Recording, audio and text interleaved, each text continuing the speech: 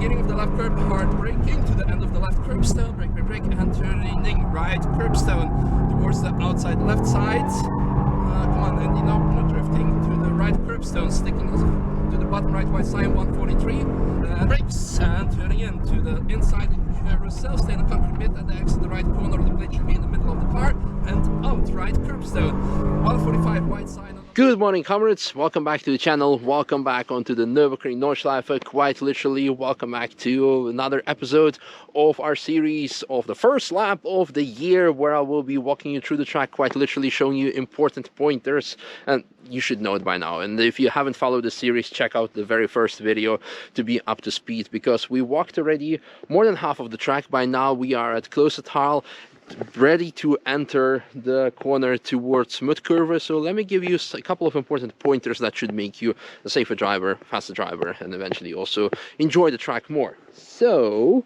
let me switch the microphone to the rear so you can understand me better. We have here this rumble strip, and you can actually see that it's a nice straight line to give you a good position for the entry towards Mutkurve.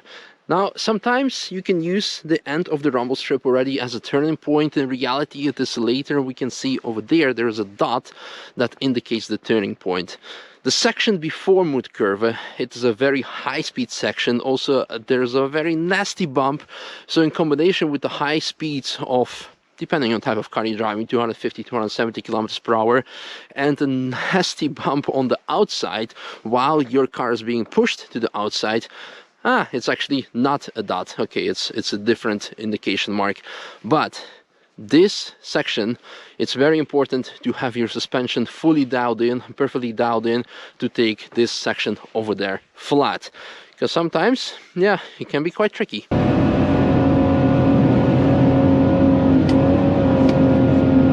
So from there, currently you'll be facing in opposite direction. Flat out at the end of the curb, you start steering in towards this curbstone. And if you don't know, you might end up sliding off the track. So make sure to steer in time. And not sure if you can see from here, but this is the nastiest section of the track, because from here you're traveling in a straight line, being pushed to the outside due to the lateral G-forces.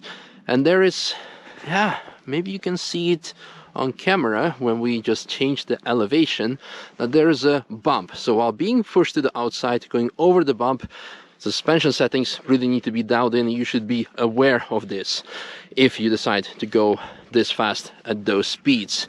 Probably from here you can clearly see the elevation change, and that eventually it is actually you getting really launched. I should probably just insert one of the fragments to show you how it looks like.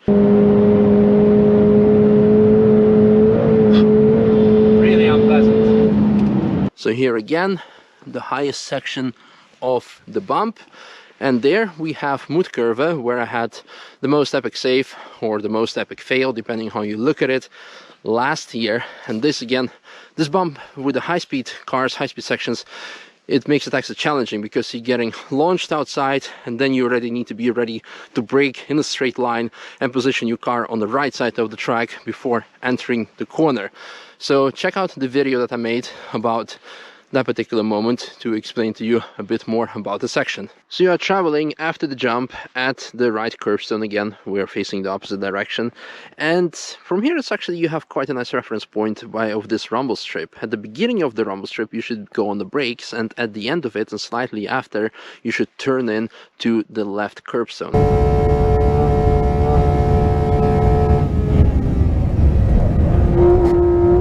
However, if you're going really fast, in case of, for example, GT2 RSMR, the braking point is already at the curbstone there.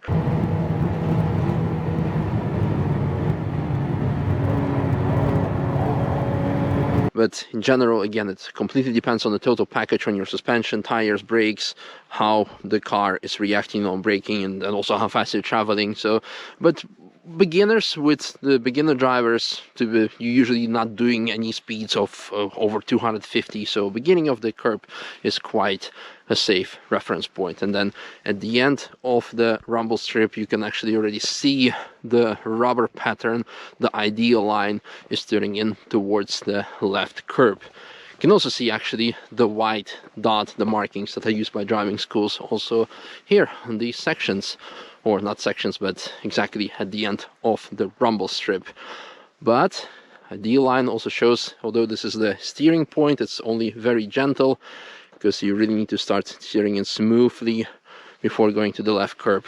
So the actual like more direct steering point, the end of trail braking, I would say, is almost here at the end of the tarmac point.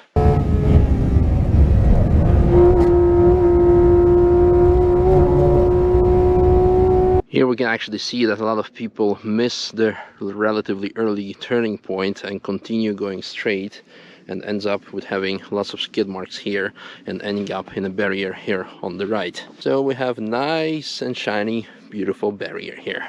And on the opposite side of it, we were just over there, we have another relatively new shiny barrier, because in the wet this section is also quite slippery, so you can end up oversteering the car and being here. So actually on this part we have lots of broken car parts. Wonder what this is. Made in Germany at least. Tail lights, all kinds of things, all kinds of car parts. So be extra cautious here. You go on the rumble strip optionally, and then going straight towards the outside rumble strip where I had my moment last year.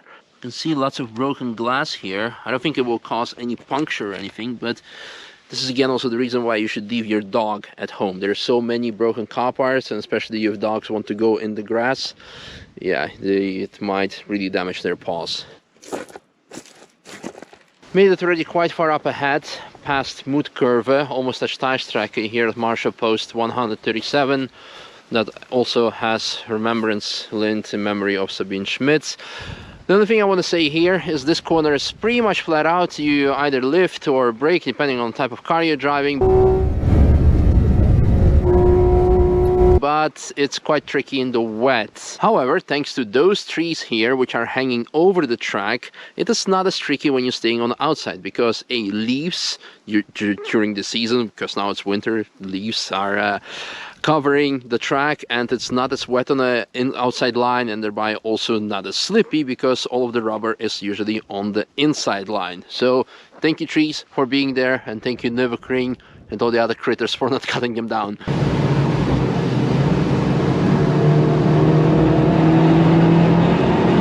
And shortly after, you will be arriving at the braking zone for Steilstrecke, one of the hardest braking zones, and a nice reference point would be the beginning of the left curbstone. However, a big however, and the older audience already know what I'm going to refer to, there is a bump here. There is a small jump which launches your car, thereby your suspension decompresses, and maybe your tires will even get less grip. Well, not maybe, they will get less grip. So in case your car has a quite tricky, sensitive ABS system, like for example BMW M4 or Renault Megane or some others, it will engage ABS fully and will not allow you to exercise full braking force. And this is what happened to me in 2017, where I parked the M4 of Apex straight in that wall. A complete beginner's mistake, but this is something that you should know and be aware of. So usually you should start braking a lot sooner. For example, with GT2 RSMR, it's like almost at the beginning of the straight.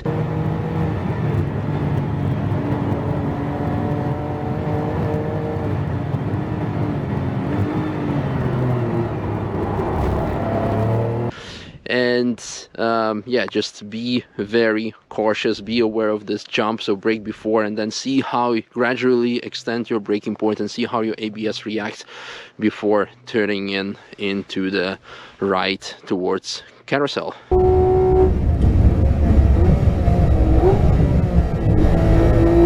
So here we are at Steilstrecke. The end of the curbstone is a nice turning point, reference point for turning in towards the right curbstone. And And before 1960s, you could take a straight line shortcut over there, over Steilstrecke. But since in the 60s you had lots of lethal accidents when cars would be flipping backwards, yeah, unfortunately they closed that section and it's not public anymore. But sometimes during some driving trainings you could take it. And otherwise you have here a safety pocket where you can actually park your car safely in case you have an incident. And quite often it happens that cars get overheated after the climb, and always check your water temperature, your engine temperature, so you might need that before you start spilling coolant all over the track. And obviously watch out and do not overbrake and end up in a tire wall like I did. And you may be thinking that hitting a tire wall is less expensive, but it will mess up your bodywork significantly because the tires are being held placed by those screws and they will literally tear off your whole body panels. And now actually I'm going to get off the track because I'm gonna have some lunch at one of the old spectator areas. This looks like a nice spot. Absolutely breathtaking. Such a beautiful weather. So don't forget the gains. Yeah, chicken and rice. First food shot of the year, I think, isn't it? It's such a beautiful view. Amazing. Hi. Hello, hello. Is this like commercial break? We have a food shot and you can tell us when the first Schwaben track day of the year is going to be. I think it's the 15th of May. Okay, good. But I don't know exactly. Good seeing you. Happy New Year. Happy New Year. And all empty. Good to go.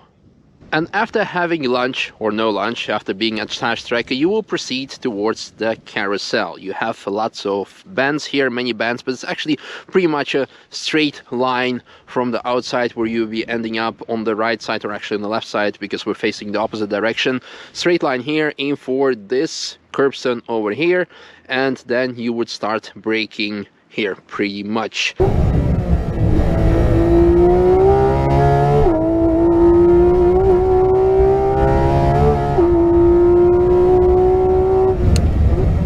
And then go towards into the Karussell. Nice reference point is Marshall Post 143, the white sign or the right side of the fence.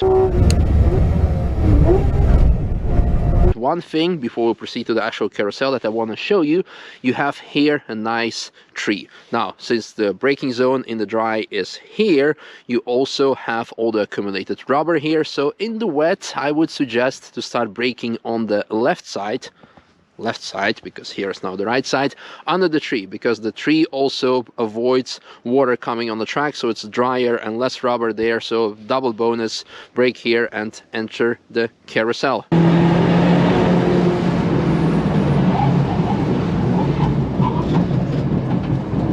Is that kind of okay explained? I hope so. Okay. You only make track days, so you don't drive. And when you are here on the right side, aiming for 143, as mentioned previously, you already start turning in onto this concrete bit. If you're lucky, there will be a nice photographer from Race Tracker to make a picture of you dipping into the Karussell. You can have a very nice picture. Now, important bit is to stay on the concrete. Do not go too close to the inside. It could unsettle your differential or like suspension components, or etc, but it's best just like to keep on flat here. Outside, not really, unless you're driving Porsche 919 Evo or something, and when you're too low to get onto the inside.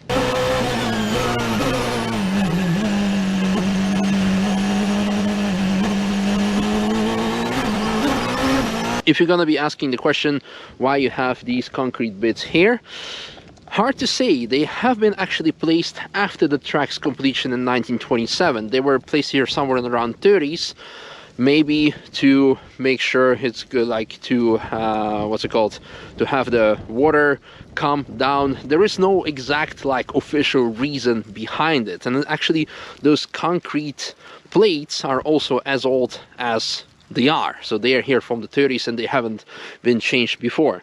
So very good quality concrete back in the days that has still survived the proof of time. AMG shout out with some flags here, very nice. And yeah, that's pretty much it when it comes to taking the Karussell. And as you're traveling the Karussell, at the exit, it's good to aim to be with the middle of the car over the right corner of the concrete plate and then aim towards the right curbstone.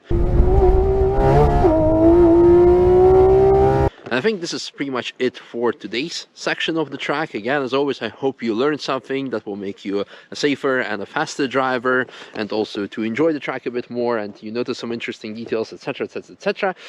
One final thing, we'll proceed obviously with the walk of the track. I saw that the GoPro had some like broken files, so hopefully we still have the most important footage, and otherwise I apologize for that. And I also have only one battery left, so I hope I'll make it to the end of the track. But for that, subscribe, like, share, hit the notification bell, and see you tomorrow when we'll be going to the Hohe Acht Brunchen, so the high section, high speed section. Very exciting sections to cover. So yeah, see you guys in tomorrow's video. Bye bye.